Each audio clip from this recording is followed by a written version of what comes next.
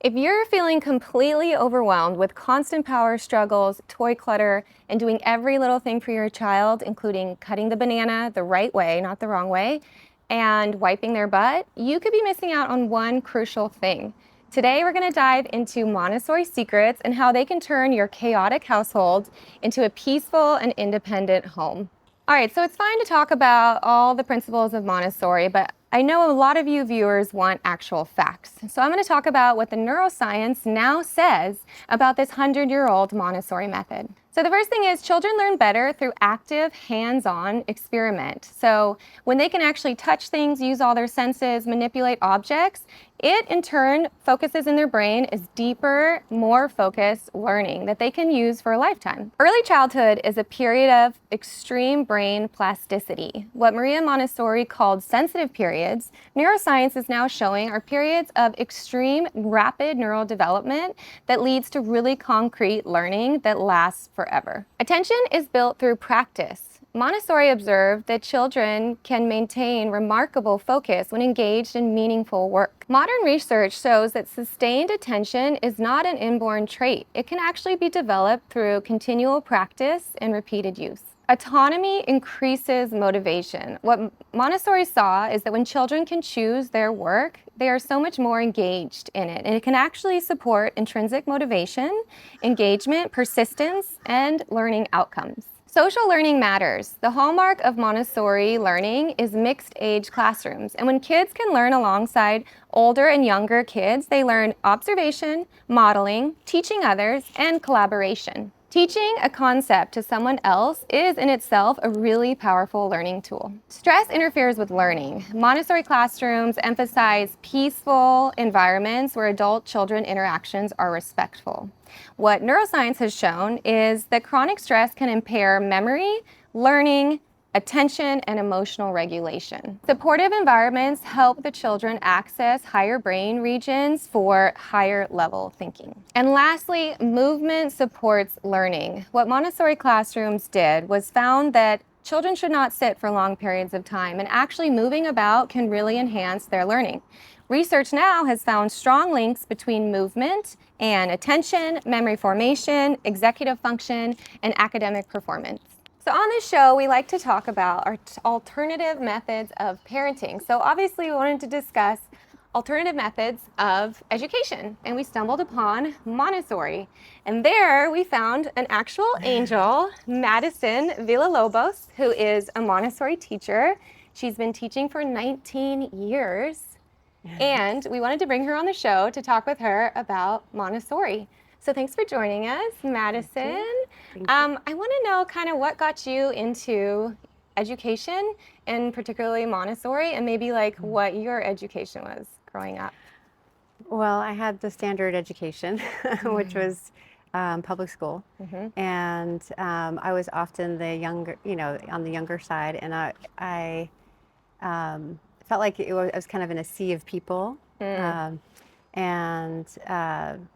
so I knew when I had my own child that I really wanted to do it a little different with parenting as well. But with education, I found in-home Montessori classroom that was like maybe 6 or 7 children in the neighborhood. And so I waited a month to get in, and this woman I just fell in love with, and she didn't advertise as a Montessori teacher, but she had been trained in Montessori. And so when I went to her house, I just kind of noticed like how things were laid out, and how she was speaking to the children with a lot of respect.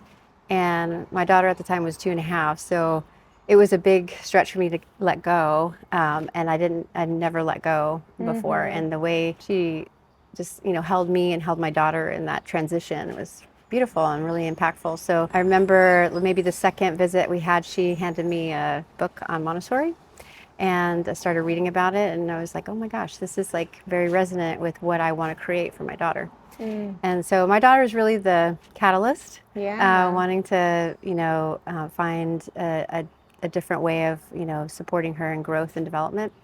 And I didn't know much about growth and development at the time, and so we ended up at another school right after that in this neighborhood, actually in Bolden Creek neighborhood, and I became part of the faculty, just an early morning person, and then I became an assistant, and then eventually the lead. But the first time I came in, I did an observation, and the director was really keen on having people come in and sit and just watch. And that is the basis of Montessori, is observation. And I just fell in love with the toddler environment. And there were, I think, 10 children in this beautifully curated environment that were able to freely move around and collaborate and problem solve and self-regulate, co-regulate. Oh, and probably the most important thing that I picked up in both environments was I realized I was doing way too much for her, for my daughter, and that she was far more capable than I realized. And that's the society was telling me that she was, I realized that society wasn't really upholding that capability in children. So you basically started your training with your daughter at the school and just learned as you went? So her classroom was a primary classroom, and the one I was training in was a toddler environment. Wow. Yeah. Okay, you touched on so many of the things that brought us to Montessori, which was respect for a child was a huge one for me.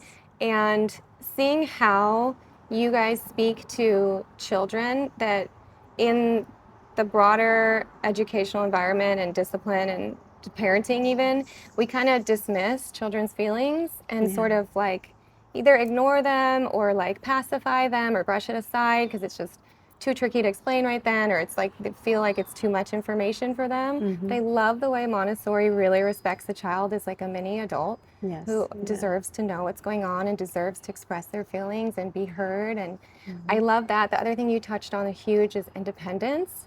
Like I have found that I was doing so much for my kids too that they didn't need to be done, and wiping butts and making meals and getting them dressed. And I love how Montessori is so, at first it drove me crazy about school, but it's so particular with like no tie shoes because they want to Velcro them, like no backpack, have it over their arms, they can carry it, and all these different really, really in tune ideas of how you can support your children's independence, and then makes it so much easier for you as a parent, and they enjoy it, they love it, and it builds, an idea of sense and responsibility that they love. And then you mentioned the materials. Can you touch a little bit about both the prepared environment and the materials? Yes, so the prepared environment is such a unique space, and it can be created anywhere. And I'll touch on that in a minute, but with the materials in the environment, everything's created to fit the child's size, but also their capability.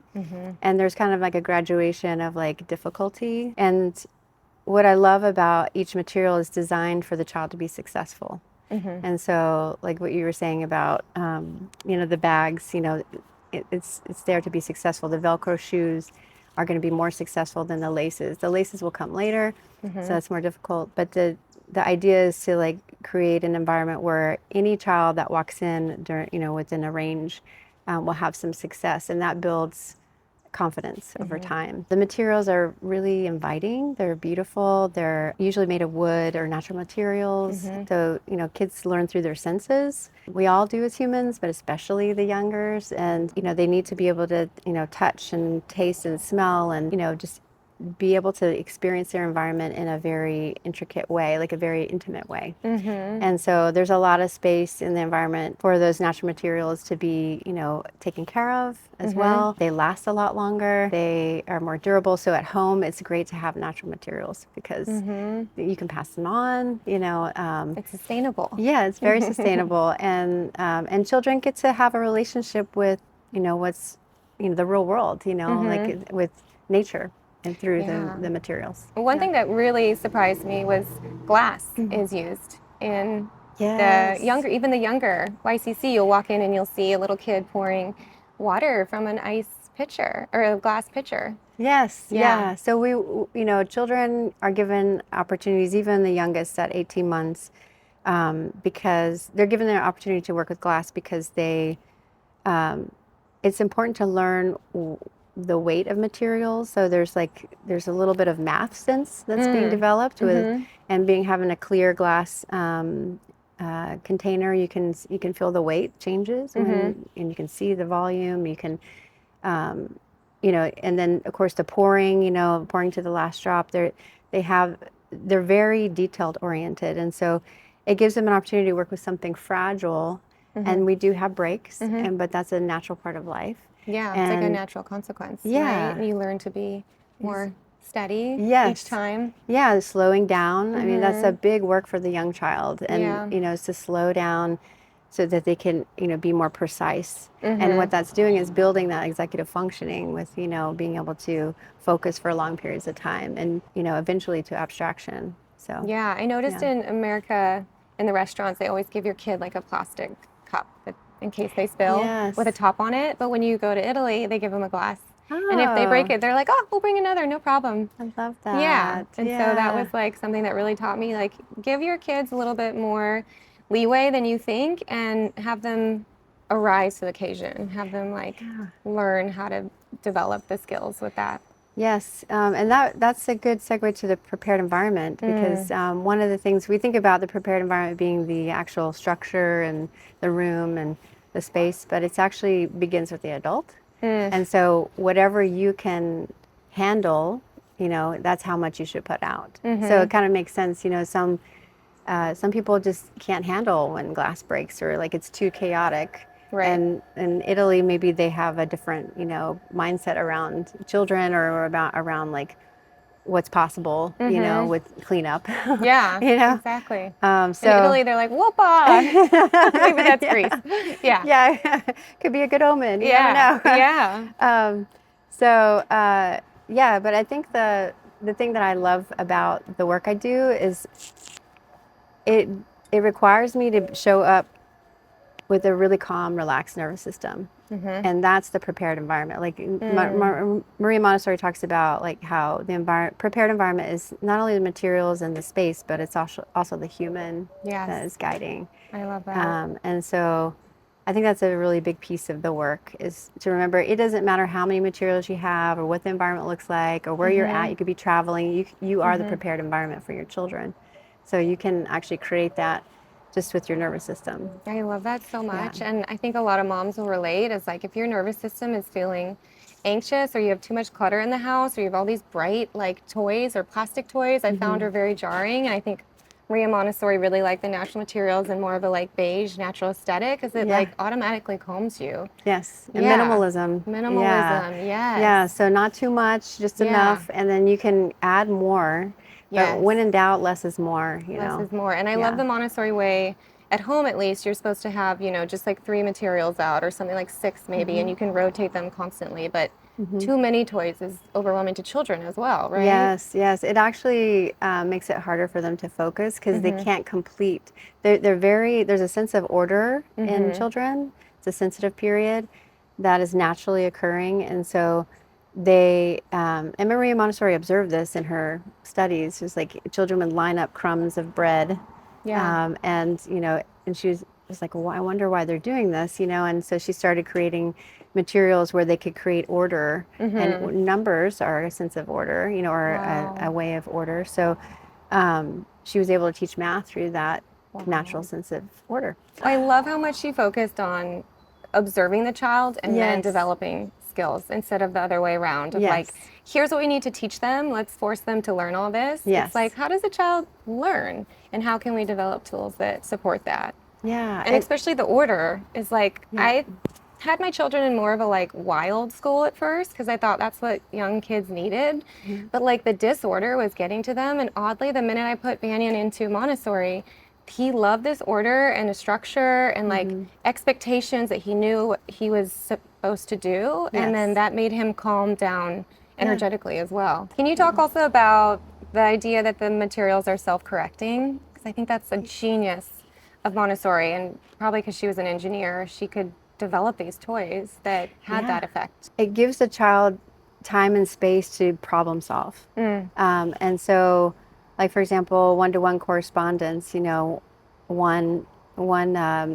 we have these dowels that drop in and they're sized, and so the dowel drops in, and it ideally fits perfectly. If it doesn't, then they can go on to the next one until they figure it out. So, so a lot of it is problem solving skills that are being Yeah. developed. It's like the cubes that I've seen is it fits in one particular way and only one way, which shows you like the volume, like the 1-to-3 Yes, ratio. And like yes, you have to kind of keep solving it until it's correct. And if it's correct, it all fits. Whereas yes, otherwise yeah, they know like, okay, there obviously something was wrong. You couldn't do the problem right, and finish it and be like, I did it, and it's wrong. It's yes, self-correcting, which I think is so genius on her yeah, part. yes, yeah. Her observations, yeah, Yes. it's amazing. Can you talk about executive function? Because that's such a buzzword right now. And I've heard that Montessori is like the best at preparing kids to have a really strong executive function. Yes. So movement is a big part of executive function. So in Montessori, movement's like a huge piece: gross motor movement, fine motor movement, and it's part of what the brain needs to grow and develop and to understand the world spatially. And so they're developing their vestibular system, their proprioceptive system, which is your muscles and movement, and so it gives the child the ability to really like understand their world when they can move around and try different things and experience all these different experiments. Yeah. They're basically little scientists in the environment.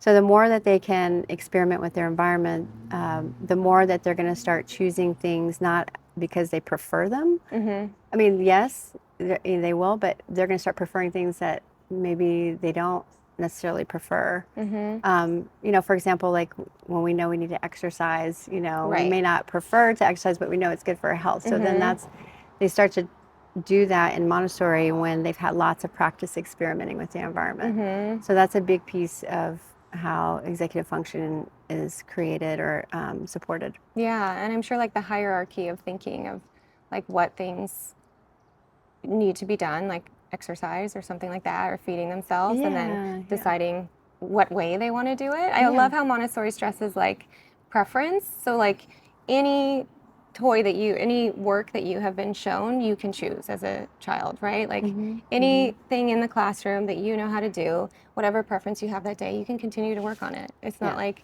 they're like, oh, you haven't used this one. Can you do that one today? Yeah. Yeah, they can practice as much as they want. Repetition is key. And with repetition comes mastery. And then once they've mastered it, then they're ready to move on to something else. Yeah. So you're scaffolding the skills with repetition.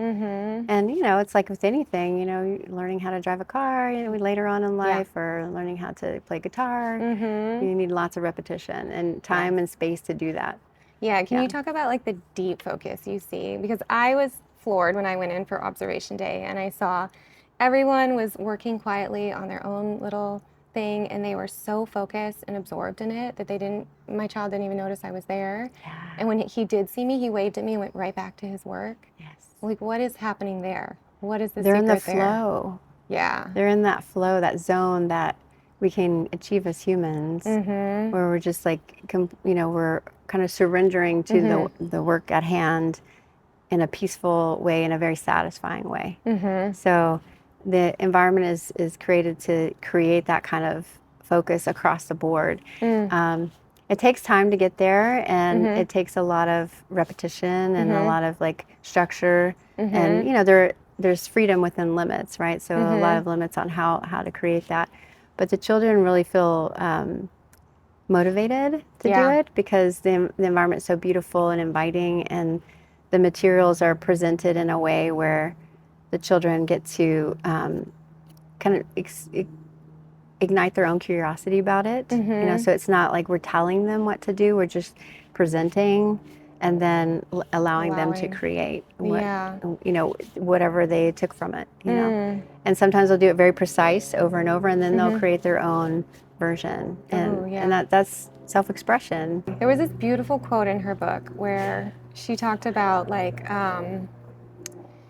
she saw a child working really diligently on this, and she thought that when they were done that they'd be exhausted, but actually they were so invigorated. Yes. Like having solved it and worked on it and poured their all into it, they like came back to like consciousness and just were like energized. Yeah, there's a deep satisfaction when they can come out of something and they know they've done it all by Yeah. themselves, Yes, an accomplishment. Yes. So part of the way that you can support that at home is like creating an environment where there's going to be times where it's like, outdoor time and, indoor time and things like that, but creating times where there's structure so that they can go that deep in what they're doing and focus, and everybody's doing it. Everybody's kind of like holding that space, and the adults can like really step back, right? So it's like, even when you're on a nature walk, if you're walking and they stoop down to pick up a rock, refraining from like naming it, or telling them like, oh, where do you think that, where did it come from? Yes, those conversations are important,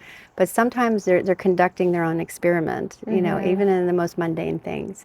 So the more that you build on that, the more then they can have that kind of environment where they're just like totally focused. So like when Banyan was focused, he's had lots of repetition on the most mundane things to just like have that protection of concentration and focus. Anyway. Yeah, it's almost like like putting in boundaries so they feel like really safe and secure is what is like allowed in that space, and then they can be free to do whatever is allowed within that. Yes. And I love hearing that about, I feel like I also would do this so often, which is like prompting, or like even they'd bring artwork. I love it. Like immediately is my reaction, even though it should be more like, tell me about it, or like open-ended questions, or like nothing judging, really, even if it's a good judgment. Because then he's like, oh, mom really likes that artwork, so maybe I do more of that art. Or just like stopping yourself, like you said, on the walk of like chatting too much, just letting them come up and steer the conversation, and almost being silent more to allow space for things to come up. I even heard, and maybe you can tell me if this is true, that like on the car ride home from school, just silence is really good, because it's kind of like their transition from everything that happened at school into home life. And like if you ask too many questions, I don't know, it can be kind of jarring. Do you find that? Yes, they need time to integrate their learning. And you Yes. can see, they freeze for a moment and they're just like integrating all the things. Even with a short burst of like learning something new, they'll just take a moment, and it's integration. The brain is like taking it in. Taking in a lot. Yeah. Yeah. So they need time to let it all sink in. Yeah. Oh, I love that. And I heard this quote, maybe it's true, I don't know, you can tell me, that Maria Montessori's ultimate goal was like, peace comes from education. Is that true? The environment's created so that the children can work collaboratively with each other. And there's a lot of structure and order around like how to resolve conflict, how to navigate the environment peacefully and harmoniously. Grace and courtesy is a big part of that. And those lessons are given, as needed, and at circle time and things like that. Mainly, because it's scaffold, or the tiers of children, like there's, 3 tiers of ages. The olders are able to, mentor the youngers, and the youngers are looking up to the olders. And it creates a sense of ownership in the environment for the children. What can parents do at home to kind of incorporate these Montessori ideas and help support their child? Involving your children in daily life things that are going on, like the most mundane things, cleaning or watering the garden, or cooking. Yes, children are so capable of preparing food. And depending on their age, you can give them the right tools for that. So like the younger they are, blunt tools, and like a blunt knife, or to cut a banana, or maybe it's slicing an apple with an apple core. That's really good maximum effort work, so that you're incorporating that developmental need that children have for using maximum effort. And sensory, right? And right, it's sensory, like gross motor, the gross motor, the fine motor, and then of course eating it is feeding the senses. And the satisfaction of that, or maybe serving, the family. Cute. That's a great one. Setting the table, if you eat together at the table, and then, just in general, just involving them in daily life. Because in a Montessori environment, it's based on practical life skills, which are the daily living skills of life. And so the more that they have a foundation in that, the more they're going to feel really like a part of the group, a part of the community, a part of the family, and feel valuable and, and helpful. One of the things as a guide in the Montessori environment is whenever we can step back and they forget we're there, that's golden. That's what we want. Oh, and they're Yeah. just flowing and learning and doing your work, Yes. right, Taika? Well, thanks for joining us, Madison, and sharing all your knowledge. I wish I could just follow you around every moment and see. Thank you. And is there anything that you would recommend for people to read or follow or look into if they're interested in doing Montessori for themselves? Yes, I recommend following Stephen Hughes. Ooh, okay.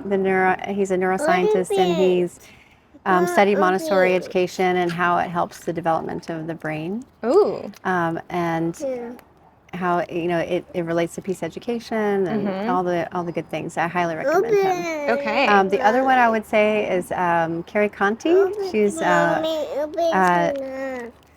she's a neuropsychologist who works with parents. She's a parenting coach. Okay. And from 0 to 6, and she is phenomenal at helping parents learn how to recognize their own self-regulation, so that they can be the prepared environment for their child. And that's one of the biggest pieces. We do support the children in co-regulating in the environment, the younger they are, especially. But it does start with the adult, and it's important for the adult to be able to recognize that. So those are the two that I go to a lot. Amazing. As an adult and Okay. working with children. I'll look them up and follow. Yeah. Thanks for watching, guys. Thank you. This episode was brought to you by our sponsor, Four Sigmatic. Today, I decided to choose a calm herbal tea. This can really help you with stress support. So if you have little ones under 3, this is pretty necessary. It uses chamomile and mint, caffeine-free. You can do it hot or cold, and it can really support your nervous system and adrenals, which we all need. If you use our discount code at the bottom, you can get a special deal for all of our followers. So thanks as always. Thanks for watching. Follow, like, subscribe, and comment and let us know. Do you agree? Do you like Montessori? Would you try that out for your kids? Or are you like, no, I like the traditional way? Thanks.